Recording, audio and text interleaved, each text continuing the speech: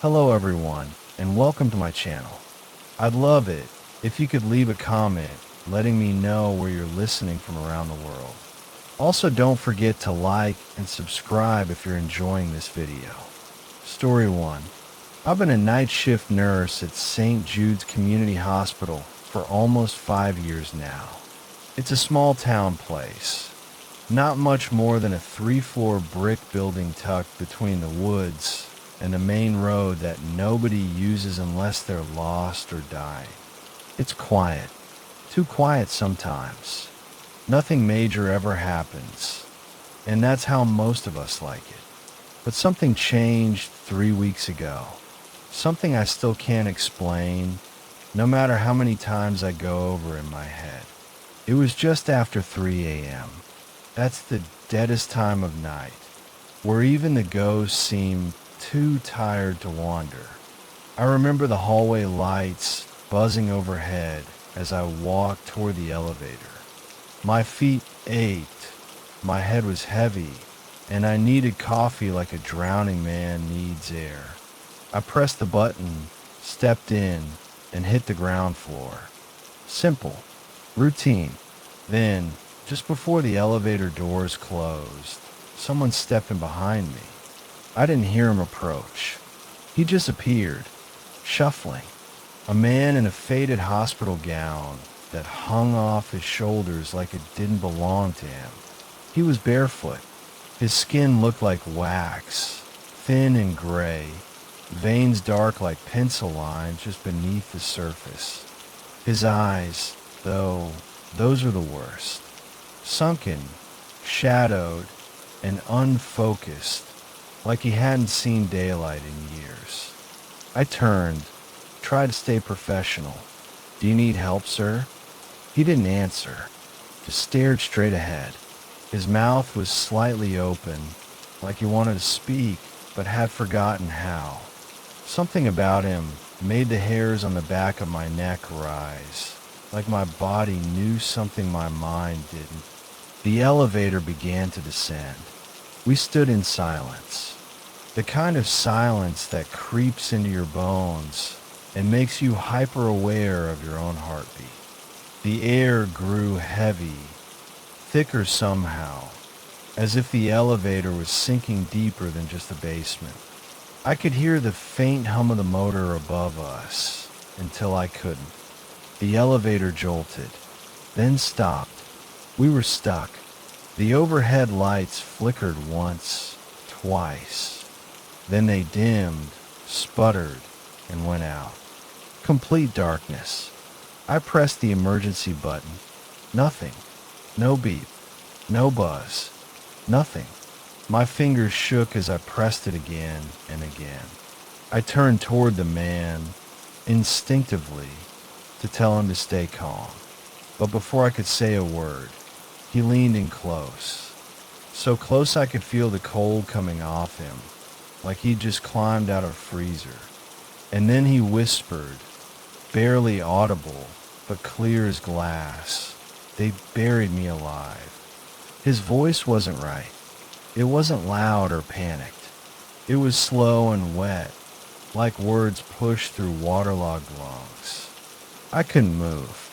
I couldn't breathe. I just stood there, frozen. And then, rasping breath, right beside my ear. It was the kind of breathing that didn't belong to anyone alive. Slow, labored, something between a moan and a death rattle. I opened my mouth to scream, but the darkness swallowed the sound. I reached for the wall, the buttons, anything, but the space around me felt warped, distorted, like the walls had shifted and the air had been sucked out. Then, just like that, the lights came back on. I was alone. No man. No whisper. Just me. I stumbled out of the elevator the moment the doors opened on the ground floor. I didn't even get the coffee. I went straight to the nurse's station, pale and shaking. I told Sarah, our overnight supervisor, that something was wrong with the elevator, that I wasn't alone in there, that there was a patient. She stared at me like I was crazy. "Nobody's missing," she said, "and nobody was admitted tonight." Still, I couldn't shake it. So I checked the security footage, and there it was, me, stepping into the elevator, talking to empty air, flinching in the dark, screaming into nothing. There was never a man beside me. 3 days later, I was going through old incident reports. Not sure why. Maybe I needed answers, or maybe I just needed to prove to myself I wasn't going insane. That's when I found it. 3 years ago, a patient named Leonard Briggs, 74 years old, chronic heart disease, was being transferred from the third floor to the ICU. He never made it. Died in the elevator. Heart attack. Alone. The elevator stalled between floors during his transport. He was sedated, they said. Couldn't scream. Couldn't call for help. His death wasn't discovered for almost half an hour. His chart noted his clothing at the time. A hospital gown, white with blue dots. Wristband intact. No shoes. Same as the man I saw. I looked up his photo. Same eyes. I don't ride that elevator anymore. Not unless it's absolutely necessary. I take the stairs now every time. I've tried telling myself I imagined it. Stress. Sleep deprivation. But I know what I saw. I know what I heard. And every so often, at exactly 3:13 a.m., I still hear that elevator ding. Even when no one's called it. Even when the hallway is empty. Some nights, I think I see something moving behind the doors just before they shut. A shape. A shadow. Bare feet. I don't know what he wants. But I do know this. He was never meant to be alone in that elevator when he died. And now, he never is. Story 2. I moved into the cabin in early October. It was buried deep in the Colorado woods, far off from anything resembling civilization. Exactly what I needed. After a brutal divorce and a string of projects I couldn't finish, I needed space. Space to write. Space to breathe. Space to remember who I was without all the noise. The place was old, wooden, with a warped front porch and a fireplace that smoked a little too much, but had charm. Rustic, peaceful, and quiet. Too quiet sometimes. I remember thinking how perfect it all felt that first week. Mornings with hot coffee on the porch, afternoons filled with the tap-tap of my keyboard, and nights curled up with an old book and a blanket. It felt like the kind of life people dream about living. Until the night of the knock. It was a Thursday, I think. I've been editing a chapter until late. Some scene about a guy who wakes up buried alive. Irony isn't lost on me now. I was sitting at the kitchen table with my laptop open and a half cup of cold coffee when I heard it. Knock. Knock. Just 2 knocks. Sharp and hollow.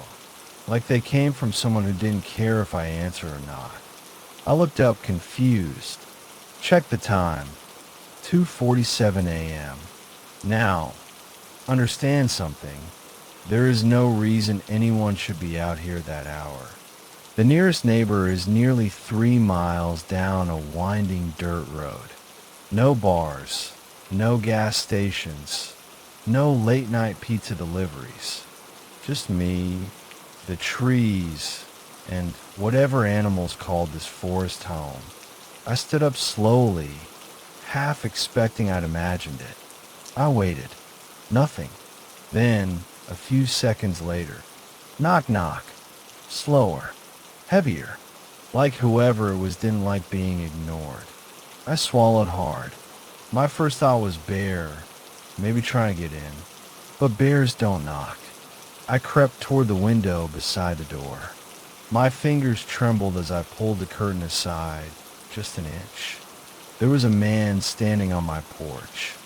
He wore a long, tattered coat that hung off his frame like wet laundry. A wide-brimmed hat shadowed his face, but I could make out his chin, pale, unmoving. His head was down, tilted forward just slightly like he was staring at the floorboards or listening for something inside. I couldn't see his eyes. My voice came out hoarse. "Who are you? What do you want?" He didn't move, didn't answer, just stood there like he had all the time in the world. Then slowly, he raised one hand and pointed at the door. I could hear my heart pounding in my ears. Then he pointed at the woods, then back at the door again. I took a step back, my foot hitting the edge of the rug. I grabbed my phone, but there was no signal, no bars, just the spinning icon of helplessness. I didn't sleep that night. I sat at the kitchen table with a kitchen knife in one hand and my phone in the other, watching the door, my eyes fixed on the faint shadow of him standing out there. He never moved again. He never knocked again. He just stood there. Eventually, the gray light of morning started to crawl across the floor. I worked up the nerve to open the door. My porch was empty, but the weird part, the part that still wakes me up sweating, is what wasn't there. No footprints in the frost. The porch was coated in a thin layer of white, undisturbed, as if no one had been there, as if I'd imagined it.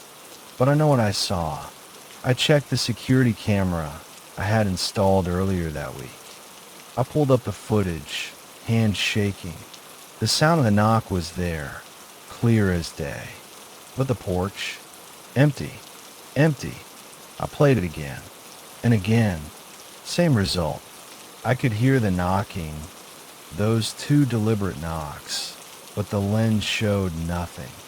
I tried to convince myself I was tired, that I had dreamed it, but I couldn't explain the scratches. Later that day, when the sun was high and warm enough to calm my nerves, I walked outside, hoping I'd find something, anything, under the windowsill, right where I'd peeked out. I found deep, jagged scratches in the wood. 3 long lines, like claw marks, like something had dragged its nails or fingers across the siding with slow, cruel intent. They weren't there before. I painted over them, but they came back. Not overnight, over time. Week by week, the wood warped again, and the scratches reappear like scars on skin. I never told anyone. I mean, who would believe it? I keep the porch light on every night now. I haven't heard another knock. But sometimes, when I wake up just before 3 a.m., I think about checking the window. I never do, because I'm afraid that one night I'll see him again. And this time, he'll be pointing at me. Story 3. I was halfway across the country, somewhere in the flat, empty stretch between Illinois and Colorado. I've been driving for hours, eyes red, fingers aching from gripping the wheel too tightly, and my back screaming every time I shifted. I needed rest, badly. So when I saw a glowing red sign that read Sunset Pines Motel, vacancy, I pulled off without thinking twice. It looked like a place where you either found sleep or got stabbed in your bed. One story, paint peeling, a busted vending machine flickering like it was possessed. But I didn't care. All I needed was a bed and 6 hours of unconsciousness. The lobby reeked of old smoke and lemon disinfectant. A balding man with skin like aged leather stood behind the counter. He wore a crooked name tag that read Stan. When I asked for a room, he hesitated, staring at the monitor like it was about to give him bad news. "We're almost full," he said. "Only one left." He didn't move right away, just stared for a second too long. Then he reached under the counter, pulled out an old brass key attached to a faded leather tag. Room 313. As he handed it to me, his eyes flicked up to mine. "We don't usually use that room unless we're full," he muttered, almost to himself. "But it's clean. Should be fine."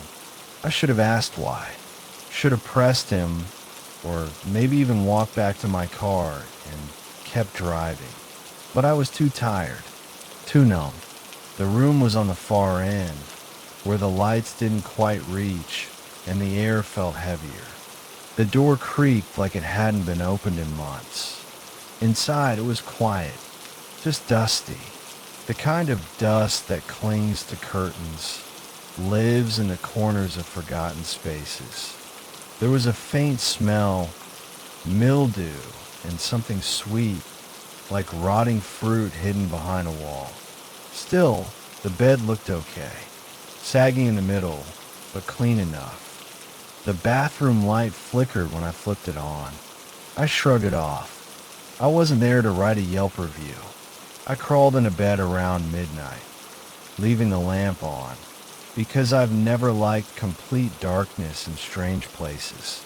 The mattress groaned under my weight. That smell was stronger near the bed, but I turned over and shut my eyes. That's when I first heard it. Tap, tap, tap, soft, deliberate, inside the wall, near the headboard. Rhythmic, almost like fingers drumming on wood, but slower. I told myself it was plumbing, or mice. Old buildings always made noise. Still, something about the timing.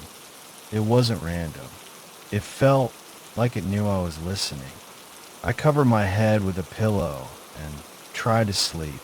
Sometime later, I woke again. My mouth was dry. The air was colder. The clock on the nightstand glowed red. 3:13 a.m. I heard something else now. Whispering. Not words. Just a breathy, broken murmur, like someone trying to speak, but their throat was filled with gravel. It wasn't coming from the hallway. It was inside the room, right there with me. I sat up. At first, I didn't see anything. Then I turned toward the window. There was a woman sitting in the chair by the curtain. Not standing, not floating, just sitting, perfectly still. Her long black hair hung over her face, and her skin, what little I could see, was the color of cold wax. Her arms dangled at her sides, unnaturally bent at the elbows, like her joints had been reversed. She didn't move, didn't breathe, just existed. I couldn't scream, couldn't speak. I blinked just once, and she was gone. The chair was empty, but the air still felt occupied. I didn't sleep again. I sat on the edge of the bed until the first light of dawn leaked in through the filthy blinds. Every creak in the building made my skin crawl. Every gust of wind outside sounded like footsteps dragging along the sidewalk. When the sun was high enough, I packed and bolted. I didn't bother with a shower. I just needed out of that room. At the front desk, I tossed the key onto the counter and asked the question I hadn't had the nerve to ask the night before. "Hey," I said, forcing a casual tone, "has anyone ever died in room 313? Stan looked up, and for a second, he didn't say anything. Then he gave a tight, forced smile and said, "We're not allowed to talk about that." He turned his back and started fiddling with some paperwork like I wasn't even there anymore. I should have left it alone, but I didn't. I drove 3 towns over, stopped at a diner with a strong Wi-Fi signal, and started digging. It didn't take long. 10 years ago, a woman was reported missing. Her name wasn't released, but the story made the local papers. A week after her disappearance, she was found, dead in room 313 of the Sunset Pines Motel. She'd been sitting upright in a chair by the window. Her arms were broken in several places. Police said it looked like they'd been bent backward. On purpose, her head had been tilted, like she was staring at the door, waiting.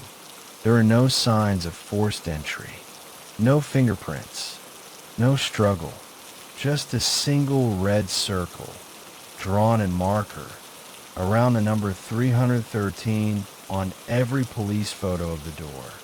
They closed the case as unexplained. I closed my laptop and left that diner shaking. I haven't stayed in a motel since. Not once. Doesn't matter how tired I am or how far I've driven. I sleep in my car if I have to. Something about that night never left me. Sometimes when I close my eyes, I see her, sitting in the chair, waiting, and in my worst dreams, I blink just once, and she's right there, standing over me, whispering something I can almost hear, but not quite, not yet.